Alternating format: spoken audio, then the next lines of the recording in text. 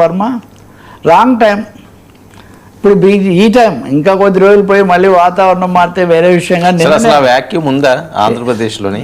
ఇంకో కొత్త party vacuum ఉండే కూడా విజయసాయి రెడ్డి గారు ఇప్పుడు చాలా పరిమితమైన ఒక వ్యక్తిగత ఏదో ఇప్పుడు ఆయన నేను చేస్తే వ్యవసాయము లేదా ప్రజాసేవ అని అప్పుడు ఏదో చెప్పారు. తర్వాత నా మీద ఇలా చేసిన వాళ్లకు పాఠం చెప్పడానికి నేను వస్తానని కూడా చెప్పారు. ఈ 2 లక్ష్యాలు మోదీ గారిని బలోపేతం చేయడం కానీ తనకేదో చేసిన వాళ్లకు తీర్చుకోవడం కానీ ఇవి 2 సంపూర్ణమైన రాజకీయ లక్ష్యాలు ఏం కావు, వ్యక్తిగత లక్ష్యాలు మాత్రమే. వీటి కోసం బహుశా నాకు అర్థమైనందులో ఒక మీడియా సంస్థలు పెట్టి మోదీకి అనుకూలమైన ఇదేదో చేస్తారు అనేది అయితే అర్థమవుతుంది. కానీ చాలా పరిమిత పాత్ర ఉండే అవకాశం ఉంది. ఇంకో సమస్య కూడా ఉంది, తెలుగుదేశం వల్ల ఆయన చేర్చుకోరు, బీజేపీలో కూడా చేరనివ్వరు, జగన్మోహన్ రెడ్డిని ఆయన వ్యతిరేకించలేరు. ఎందుకంటే జగన్ ఇప్పటివరకు ఆయన వ్యతిరేకించలేదు. ఆ స్టేట్మెంట్ కూడా ఇచ్చాడు, నేను జగన్ను ఎట్టి పరిస్థితుల్లో నేను జగన్ను విమర్శించాను అని. ఇప్పుడు జగన్ను విమర్శించారు, మోదీ ఏమో మోదీని జగన్ చంద్రబాబు నాయుడు ఇద్దరు అనుకూలంగా ఉంటారు. ఈయన ఎట్లా చేస్తారు మరి? రాజకీయంగా ఒక ఈయనకుంది వ్యాక్యూమ్. మీరు అడిగిన దానికి రాష్ట్రంలో వ్యాక్యూమ్ ఉందా లేదో తెలియదు, కానీ విజయసాయి రెడ్డి ప్లానింగ్లో మటుకు ఒక వ్యాక్యూమ్ స్పష్టంగా ఉంది, ఒక ఒత్తిడి ఉంది ఆయన మీద, ఏదో ఒక పాత్ర నిర్వహించాలి. కాదు సార్, ఇప్పుడు విజయసాయి రెడ్డికి ఎక్కువ లింకులు అన్నది వైఎస్ఆర్సీపీ నుంచే. మరి అందులో ఏవైనా కొద్దిగా అసమ్మతులను తీసుకొచ్చి ఏదైనా చేసే ప్లాన్ ఉండొచ్చు అంటారా? ఆయన కాన్ఫిడెన్స్ ఏంటని? ఉండదు, ఖచ్చితంగా వైసీపీలో ఇమ్మడలేని వాళ్ళు ఇక మళ్ళీ ఇప్పుడు జగన్ ఇప్పుడే ప్రతి పర్యటనలో స్థానికంగా అభ్యర్థి ఎవరో డిసైడ్ చేసి ప్రకటించేసి మీరందరూ వర్మను బలపరచాలి అని ఇట్లా చెప్పొస్తున్నారు.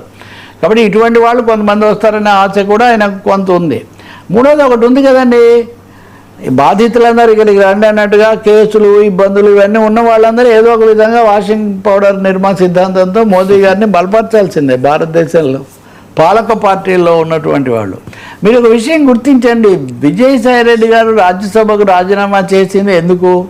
ఆ సీట్లోకి బీజేపీ రావడానికే కదా. అవును, అంతకంటే ఇంకో 4 రోజులు అయితే రిటైర్మెంట్ అయిపోయేది కదా. మరి ఎందుకు చేశారంటే తప్పకుండా తన లాయల్టీ అండ్ ఈ సపోర్ట్ టు బీజేపీ.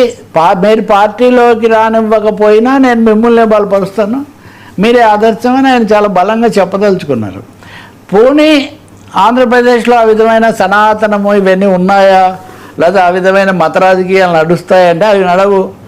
ఇక్కడ టీడీపీ వర్సెస్ వైసీపీ, బాబు లోకేష్ వర్సెస్ జగన్మోహన్ రెడ్డి, ఇదే ఇక్కడ నడుస్తుంది.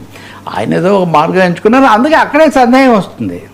ఇప్పుడు మీరు జగన్ ఏమన్నారు, ఖచ్చితంగా మీ నాయకుడు అని మీరు చెప్పారు, జగన్మోహన్ రెడ్డి గారు మోదీని ఏమన్నారు? అంతే కదా.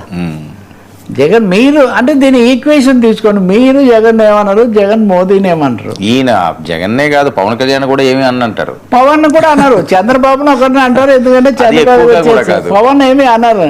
నిజమే, పవన్ కళ్యాణ్ ఎప్పుడు అనలేదు, కావాలంటే మీరు నా రికార్డ్ అంతా చూసుకోండి అని కూడా చెప్పారు. ఆఫ్ కోర్స్ ఆయన పవన్తో మాట్లాడారు, సంప్రదింపుల కోసం ప్రయత్నించారు, అదంతా జరిగింది. అది 2019కి ముందు.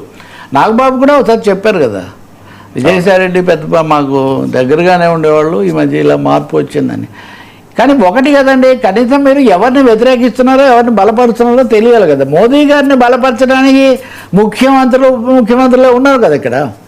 కాబట్టి ఆయన మీద ఏదో ఒత్తిడి ఉంది, ఆయనకి ఏదో ఒక అవసరం ఉంది, ఒక వేదిక కూడా కావాలి. ఎక్కువ కాలం మౌనంగా ఉండలేరండి.